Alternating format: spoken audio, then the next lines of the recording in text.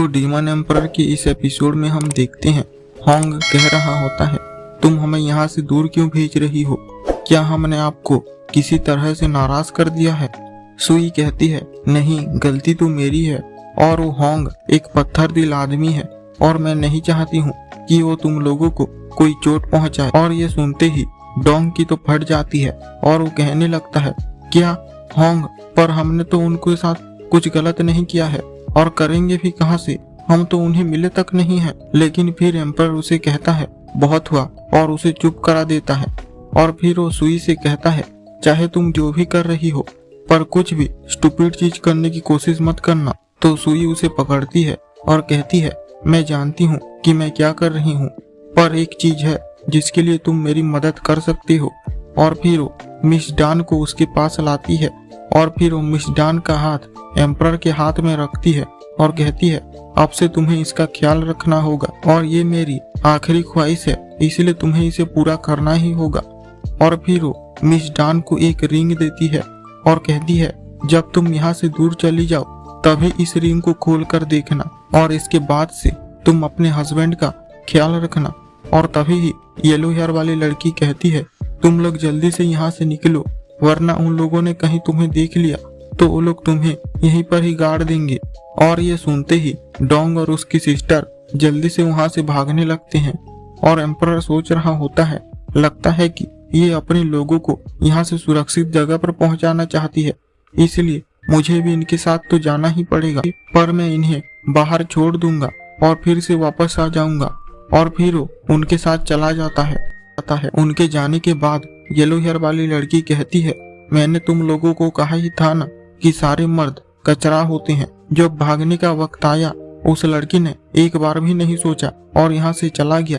कि विन सुई से कहती है, तो क्या हमारी टावर की रेपुटेशन उस लड़की के हाथों में छोड़ना, क्या ये सही बात है और क्या वो इसके लायक भी है? सुई कहती है, पर वो कम से कम सुरक्षित तो है और हमें उसके अलावा चाहिए क्या?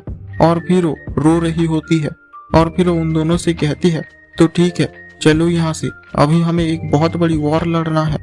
और फिर हम देखते हैं कि एम्परर और बाकी सब जा रहे होते हैं, लेकिन फिर कुछ देर बाद एम्परर उस गाड़ी को रोक देता है और उसमें से उतर के जाने लगता है और उन लोगों से कहता है, तुम लोग यहाँ से आगे जाओ, मैं फिर से वापस जा रहा हूँ। और ये देखकर मिस डान उसे रोकने लगती है और कहती है, हस्बैंड, तुम मत जाओ, वरना मेरी मास्टर की सारी मेहनत बर्बाद हो जाएगी। लेकिन एम्परर उस पर चिल्लाकर कहता है, तुम मुझे हस्बैंड मत बोलो, और तुम एक कैसे स्टूडेंट हो जो अपने मास्टर की मुसीबत को भी नहीं समझ रही है। तो मिस डान कहती है, ये सब तुम्हारे लिए ही तो है और ओनर ने मुझे ही तुम्हारा ख्याल रखने को बोला था, क्योंकि हम दोनों ही तुम्हारी वाइफ हैं। लेकिन एम्परर कहता है, क्या कब से सुई मेरी वाइफ बन गई? तो डोंग उसे कहता है, सच में यार, तुम एक बहुत बड़े गधे हो, तुम दोनों एक घर में अकेले रहते हो और तुम दोनों इतने करीब हो, और ये देखकर तो वो अंधा भी बता सकता है कि तुम दोनों के बीच शादी हुई है और अभी तक तुम्हें ये पता नहीं चला है। और उसके ऊपर से उसने कल तुम्हें कहा था ना कि तुमने उसकी फैमिली को मिल लिया है और अब वो तुम्हारी फैमिली को मिलना चाहती है, और ऐसा तो एक हस्बैंड वाइफ के बीच ही होता है। और फिर मिस डान उससे पूछती है, हस्बैंड, क्या तुमने सुई की ट्रू ब्यूटी को देखा है? तो एम्परर कहता है, तुम मुझे हस्बैंड मत बोलो, और हाँ, मैंने 2 बार देखा है। तो मिस डान उसे कहती है, तो ये बात सच है, क्योंकि हमारी टावर की ओनर तभी ही शादी कर सकती है जब कोई आदमी उसकी ट्रू ब्यूटी को देखता है, और जब ये होता है हमारी ओनर के पास 2 ही रास्ता होता है, या तो उस आदमी को वो मार दे या फिर उससे शादी कर ले। लेकिन तुम अभी तक जिंदा हो, तो इसका मतलब हुआ कि तुम्हें सुई ने अपना हस्बैंड मान लिया है। और फिर तभी एम्परर को याद आता है कि जब उसने उससे बोधिजेड लिक्विड छीनने की कोशिश की थी, उस चक्कर में उससे उसका मास्क हट गया था। तो फिर वो इतनी दुखी क्यों हो गई थी? क्योंकि वो सोच रही थी कि वो अब क्या करे, क्या वो इस लड़की को मार दे या फिर वो उससे शादी कर ले।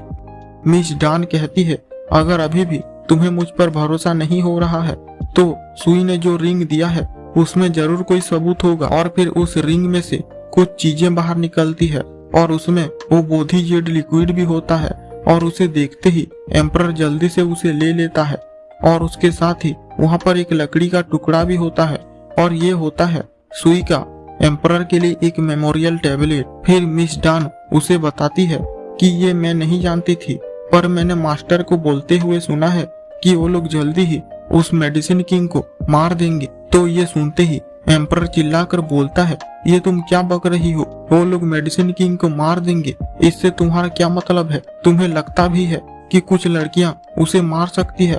वो लोग बिना वजह ही मारे जाएंगे। और फिर वहाँ से बड़ी ही तेजी से निकल जाता है और ये देख के वो लोग भी उसके पीछे जाने लगते हैं। और फिर हम देखते हैं कि सुई अपनी सिटी को देख रही होती है और फिर तभी वहाँ पर क्वीन आती है और उससे कहती है सब कुछ तैयार हो चुका है और अब हमें बस मेडिसिन किंग के आकर उस जाल में फंसने का इंतजार करना है। सुई कहती है बहुत अच्छे, और अगर हमारा टावर कोलैप्स भी हो गया तो उसमें मेडिसिन किंग भी दफन हो जाएगा। और फिर वो लोग एक बहुत बड़ी जगह पर जाते हैं जहाँ पर ये फेस्टिवल होने वाला है। और फिर सुई कह रही होती है उस मेडिसिन किंग को पता तो नहीं चलेगा ना कि यहाँ पर जाल बिछाया हुआ है। तो येलो हेयर वाली लड़की कहती है आप चिंता मत कीजिए, मैं यहाँ पर सबसे भरोसेमंद लोगों को ही लाई हूँ और ड्रैगन एरे इस प्लेटफॉर्म के चारों तरफ बिछा हुआ है और अगर वो एक बार उसमें घुस गया तो वो फिर से कभी भी निकल नहीं पाएगा। और मैंने होंग के लिए भी इंतजाम कर रखे हैं, अगर वो लोग उसे बचाने के लिए आएंगे भी तो भी वो लोग वक्त पे उसकी मदद के लिए नहीं आ पाएंगे और उसे हम उस वक्त मार सकते हैं। और फिर सुई उन दोनों से कहती है ये तो बहुत ही ज्यादा अच्छी बात है, पर मेडिसिन किंग कोई अच्छा इंसान नहीं है और अगर हम तीनों ने मिलकर उसे मार भी दिया तो भी वो मरने से पहले हम तीनों को ही पॉइजन से इन्फेक्ट कर देगा और उससे मुझे मरने की कोई फिक्र नहीं है, पर बेकार में ही तुम दोनों भी मेरे साथ। लेकिन क्वीन उसे रोक देती है और कहती है तुम ऐसा क्यों बोल रही हो, और वैसे भी हमने ग्रैंडमा से ये वादा किया था कि चाहे कुछ भी हो जाए हम तुम्हारे साथ ही रहेंगे। और अभी तो हमें पूरी दुनिया को ये दिखाना है कि अगर तुम किसी औरत से पंगा लेते हो तो उसका अंजाम क्या होता है। और फिर वो लोग ये सब बातें कर ही रहे होते हैं कि वो लोग अचानक से एक हंसी सुनते हैं और फिर वो लोग देखकर शॉक हो जाते हैं कि वहाँ पर मेडिसिन किंग उनके टावर की बाकी ओनर्स के साथ वहाँ पर पहुँच चुका होता है। और फिर वो लोग देखते हैं कि जो ओनर्स उसके पॉइजन के कंट्रोल में नहीं होते वो लोग भी उसके साथ मिल चुके होते हैं। और फिर सुई उन सारे ओनर्स से कहती है मैं तुम्हारी मुसीबत को समझती हूँ और मैं तुम्हें ब्लेम भी नहीं कर रही हूँ, पर मैं बस ये चाहती हूँ कि तुम सब इस सब से दूर रहो और फ्यूचर में एक अच्छी जिंदगी जियो। तो मेडिसिन किंग ताली बजाते हुए कहता है तुम तो कितनी दयालु हो, पर क्या तुम तब दया दिखा पाओगी जब तुम कुछ लोगों को देखोगी। और फिर वहाँ पर एक और ओनर आती है और उसे देखकर येलो हेयर वाली लड़की चौंक जाती है और कहती है तुम यहाँ कैसे। तो फिर वो ओनर कहती है हमारा टावर पहले से ही हार चुका है और मैं बस रहने के लिए एक अच्छी जगह चाहती हूँ, और मैं तो तुम्हें भी सलाह देती हूँ कि तुम भी यही करो और जो चीज तुम नहीं कर सकती हो उसके बारे में सोचना छोड़ दो। और फिर येलो हेयर वाली लड़की कांपते हुए कहती है सुई मैंने फॉर्मेशन बनाने को इसी ओनर को ही कहा था। और ये सुनते ही सुई तो बिल्कुल ही शॉक हो जाती है और उसकी सारी उम्मीदें एक ही बार में टूट जाती है। और फिर मेडिसिन किंग उन्हें कहता है मैंने तुम लोगों को पहले से ही बोला था, तुम्हारा टावर मेरे कंट्रोल में कब से है और अगर तुम कुछ भी करने की कोशिश करोगे तो सब बेकार है। और फिर उनके सामने कुछ स्पिरिचुअल स्टोन को फेंकता है और कहता है ये वही स्टोन है ना जिसकी मदद से तुम यंग मास्टर को रोकने वाले थे, पर मैंने उसे भी संभाल लिया है। और सुई तुम खुद ही देखना कि मैं कैसे तुम्हारी इकलौती ट्रेजर को ले लेता हूँ। और फिर उसके बाद येलो हेयर वाली लड़की सुई से कहती है तुम मुझे मार सकती हो, ये सब मेरी ही गलती है कि तुम्हारा प्लान खराब हो गया। क्वीन कहती है मुडान तुम कितनी स्टूपिड हो, तुम हम तीनों के अलावा ये और किसी को कैसे पता चलने दे सकती हो। लेकिन तभी ही वहाँ पर कोई बोलता है यान सॉन्ग हमारे ट्रेजर को तुम ऐसे ही नहीं ले जा सकती हो। और ये कहने वाली वही बूढ़ी औरत होती है।